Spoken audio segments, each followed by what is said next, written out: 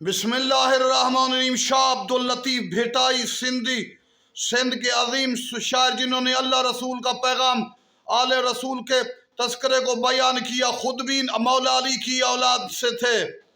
1101 में पैदा हुए। शाह अब्दुल लतीफ़ भेटाई, भेटशाह में उनका मज़ार।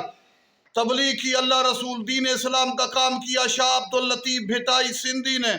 आज सिंध में उनका मज़ार मरजा खलाइक है। लोग आते हैं, उनके कलाम को सहराते हैं। उन्होंने अजीम काम किया और अल्लाह रसूल के तस्करे को, दीन को बयान किया। मौला अली की औलाद से शाह अब्दुल लतीफ़ भेटाई पैदा हुए तो एक आदमी ने, जो पेशन गोई करने वाला था, उसने कहा ये यगाना रोजगार बनेगा।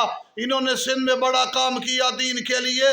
सिंध में तस्करा किया, भेटशाह अतराफ में। लेकिन जब आफ्ताब जहान माता बे ज़मान इमाम ज़मान आएंगे, अल्लाह रसूल और अहले बैत का नाम मशरिक मगरिब में नजर आएगा।